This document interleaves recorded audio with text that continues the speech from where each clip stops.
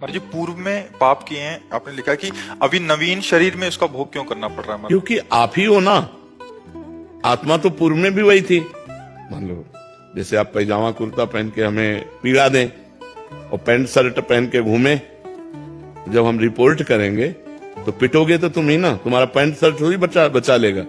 नहीं कि आपके तो पैजामा कुर्ता वाला तो और था, नहीं तू ही पैजामा कुर्ता पहने था, तो तू ही पूर्व जन्म में शरीर धारण करके पाप करके आया है।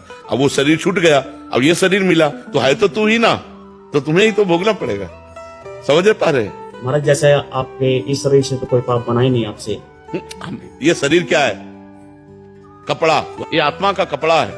आत्मा ने वो कपड़ा पहनकर पाप किया, लेकिन कपड़ा उतार कर आ गया तो भोगता कौन बनेगा? वही आत्मा। शरीर बदलने से तू नहीं बदल जाएगा। घाघरा चुनरी पहनकर ओढ़ करके गलत काम करो और फिर इसके बाद पैंट शर्ट पहन लो, तो जब पकड़े जाओगे तो थोड़ी का क्यों हम घाघरा चुनरी में किया था, नहीं डंडा चलेगा। डंडा चलेगा कि नहीं चलेगा? तो उसी शरीर को सजा क्यों नहीं मिली? इसलिए कि बहुत बड़ा हिसाब है। जैसे आप थोड़ा 5 मिनट पाप करो, इसके बाद पूरे जीवन भर सजा भोगनी पड़ेगी।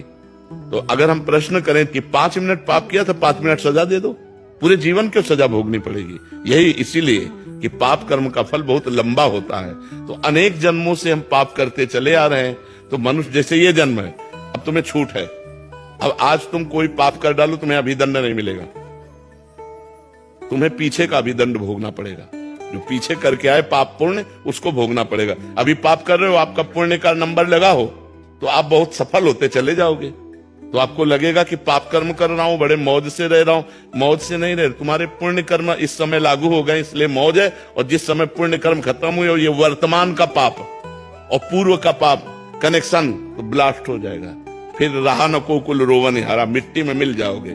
कर्म अवश्य में भोग तब न। अच्छा, आत्मा वही होती है, जीव शरीर बदलता रहता है, इसलिए उसको भोगना पड़ता है। महाराज दुर्घटना में सभी एक साथ क्यों मरते हैं? विमान क्रैश। कर्म का संयोग मिल जाता है, कर्म का संयोग मिल जाता है। जैसे हमने पूर्व जन्म में 50 लोग मिल करके एक ही पाप कर्म किए।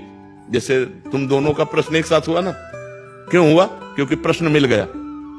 तुम दोनों का प्रश्न एक हुआ तो तुम दोनों के नाम एक साथ लिए गए ना। तुम दोनों अलग अलग हो ना, तो तुम दोनों का जैसे प्रश्न मिल गया, ऐसे पूरी सृष्टि में बोले 240 लोगों का कर्म मिल गया। अब वही 240 उसमें बैठा ले जाएंगे जो एक साथ भस्म होंगे, उनका कर्म मिल गया। और तो पूरी सृष्टि के कर्म संयोग जब मिलते हैं तो जो जहां का होता है वो आकर के वहीं में आकर के संपन्न हो जाता है। बड़ा सिस्टम विचित्र है, सरकारी सिस्टम है, क्योंकि भगवान त्रिकालज्ञ है ना, वो सब देख रहे हैं। इसलिए बहुत होश से कर्म करो, बहुत संभल कर कर्म करो, पाप कर्म ना बनने पावे। मान लो 50 आदमी को एक ही जगह मरना है। अब कोई दिल्ली से आ रहा है, कोई बंबई से आ रहा है, कोई, अब वहीं 50 आके मिलेंगे, वहीं मरेंगे। ये है कर्मों का बड़ा जाल बिछा हुआ है। तो इसलिए नाम जप करो तो बढ़िया कर्म संस्कार से पवित्र होकर आनंद को प्राप्त हो।